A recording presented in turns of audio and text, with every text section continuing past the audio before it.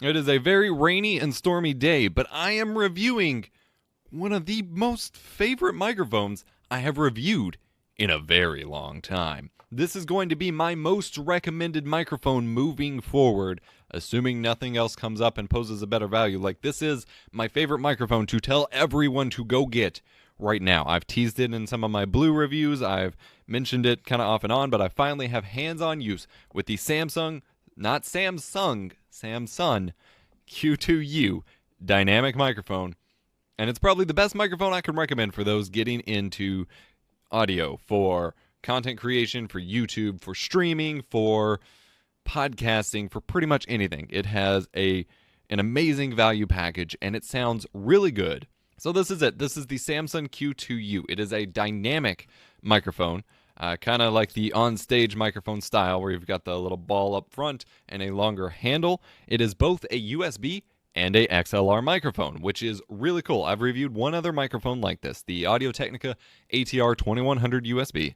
I was also fairly pleased with that microphone as well.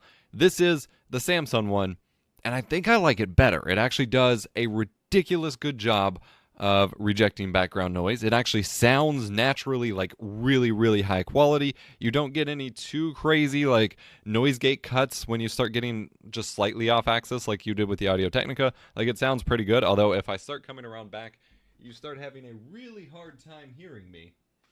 I have no idea if you heard any of that. You have a really hard time hearing me, but it sounds really good. So in the box, if you buy it new, in the box you'll get quite a few accessories. You get the microphone itself. You get a little tiny tripod, which isn't worth a whole heck of a lot, but it'll get you started if you can't buy a mic arm yet or something like that. It has a little extension for the tripod. It has the microphone clamp that you actually clamp the microphone into. Then it comes with both an XLR cable and a USB cable for you to hook it up however you like. The microphone itself is made of metal, has really high quality build quality. It looks professional. It looks nice. That matters to some people. It's fine. It has an on-off switch to control both USB and XLR, so it can act as a mute, although you would get some handling noise. But if I turn it off here, where'd the switch go?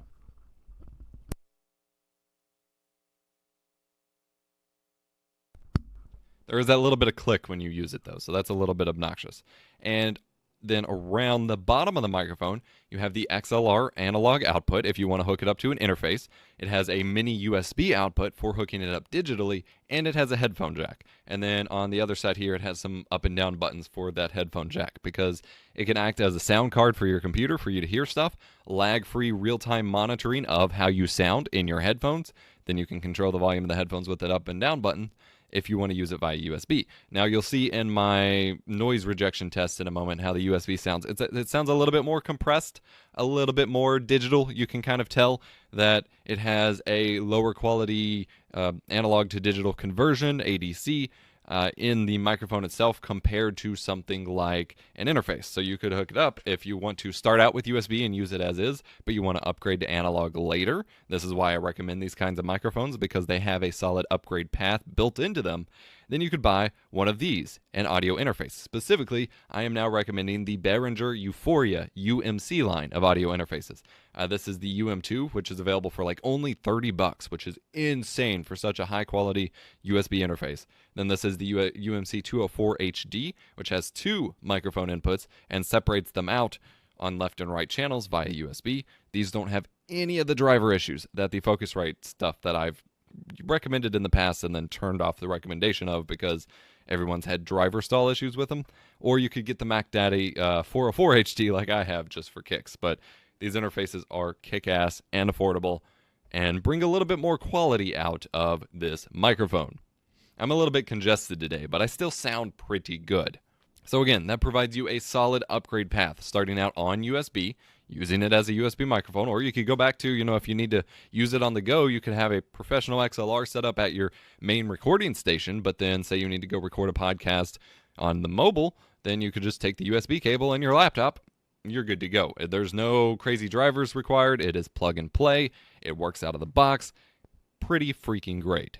It also does a ridiculous good job of cutting out background noise. It does a better job than my primary microphone, the Electrovoice RE20, which is a $500-ish XLR dynamic microphone. I'm going to go ahead and switch to the air conditioner test that I usually do right now.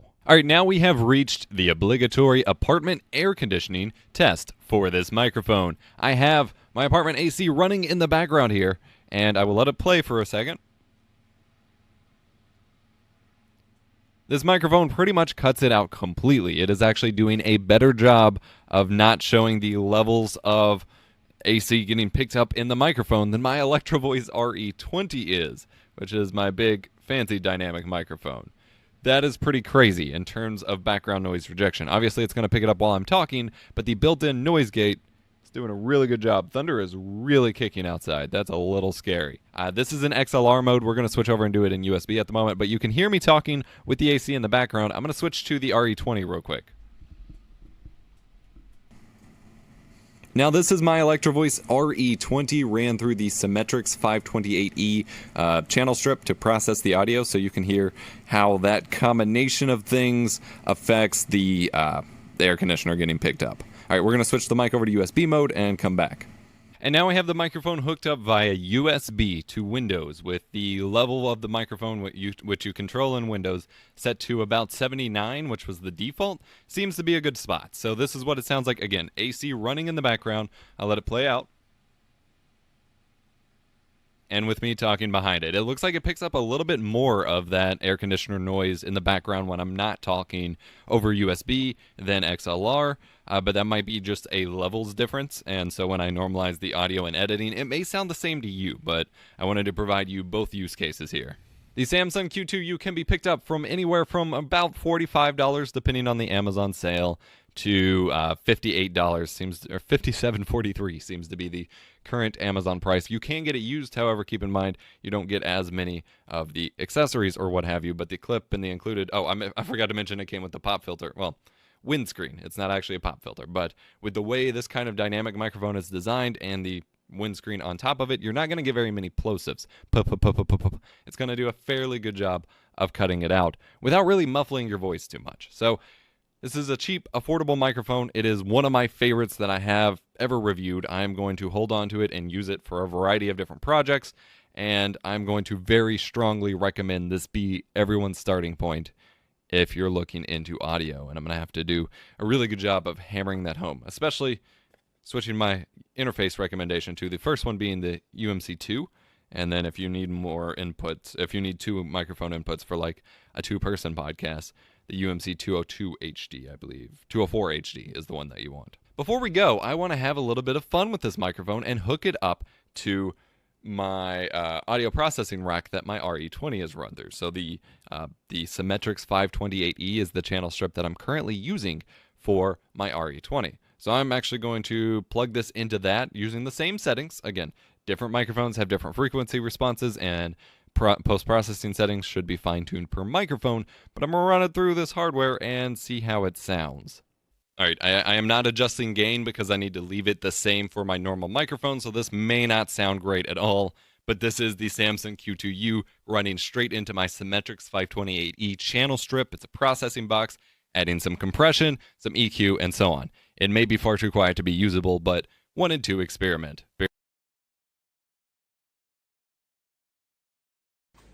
So I'm going to review this Samson Q2U podcasting mic. I have had this for about 2 weeks, and I have been podcasting for a little bit, and I have actually do a podcast that has 3 people on it. So I'm going to tell you guys a little bit about this mic, and I'm also going to show you everything that comes in the box. So if you find either one of these videos helpful, then click that thumbs up button. I would really appreciate that. So this says it is for podcasting, live sound, and music recording. So one thing I love about it is that it comes with everything inside of the box. So I'm going to show you all the stuff. So it comes with your little guide on how to use it. It comes with this cord right here with this attachment. And then it also comes with this attachment as well. So your USB and then your small, this plugs right into the bottom of your mic here. And if you want to hook this to your phone, then you are going to need an adapter. And here is your mic. It has a on and off button right there. And then it also has your volume down here. And then it also comes with your cover for your mic. And then it comes with this cute little stand, and this top piece right here just screws right on, and you can set your mic right up there and have your little cover on. So all of these things come already in the box, which is amazing. So it comes as a kit. And I'm gonna answer some questions in my next video for you guys so you know whether or not this mic is good for you.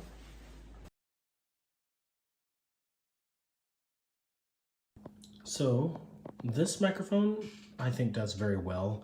I'm doing a new podcast. I'm actually starting a new podcast, and I actually like the way this sound quality comes through on this microphone. It captures the sound very well, very close. You don't have to be that close to it in order to capture really good sound quality.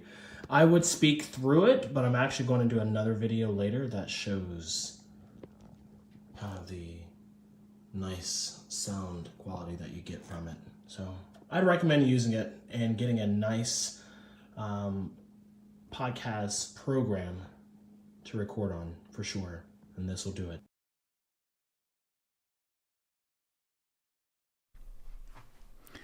Hi, this is Thomas Umstadt with the Novel Marketing Podcast, and I want to talk about why I recommend the Samson Q2U over the Audio-Technica ATR 2100. These are both excellent microphones, but this one, the Samsung, is better. First off, it's $10 cheaper while also being heftier and better made. It's a little bit heavier, it's a little bit bigger, and it provides a slightly better sound. The other thing I really like about it is that it's got volume buttons, right? You can't see it with the light, but the volume buttons are right here.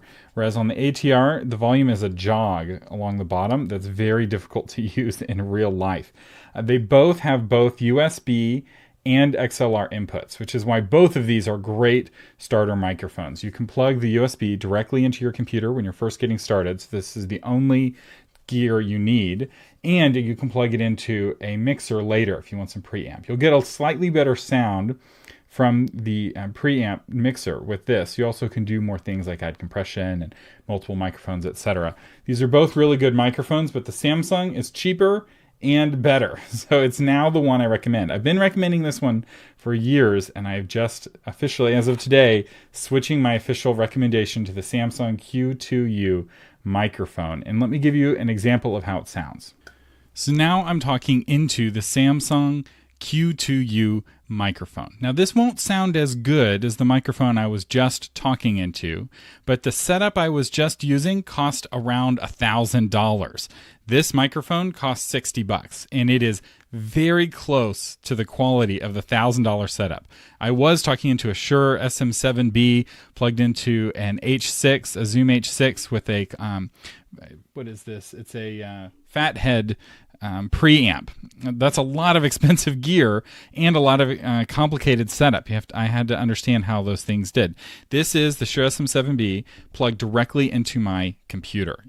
All that was done was plugged in directly into my computer. And I also recommend the Samsung SR350 monitor headphones. These are decent monitor headphones, and they're only $15. So for the cost of these headphones and this microphone, they cost about the same as the ATR 2100, and they are a really powerful combination. These headphones provide surprisingly good audio and good noise isolation, so audio won't leak out of the headphone and into the microphone, so you won't get any echoes. This is the new budget podcasting setup. With these, you can sound very close to radio quality audio for less than $100.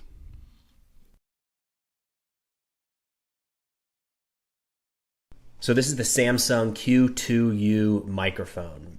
I picked it up for podcasting, and it's done the trick. I actually use the little windscreen that it comes with, and that does a really good job of blocking out any unwanted sounds. But overall, it's nice and heavy in the hand in a good way.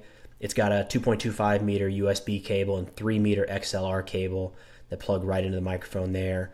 And I almost always use this little tripod. It's just super easy to set up and doesn't take up much space on the desk. And on top of everything, it comes with this nice little black case.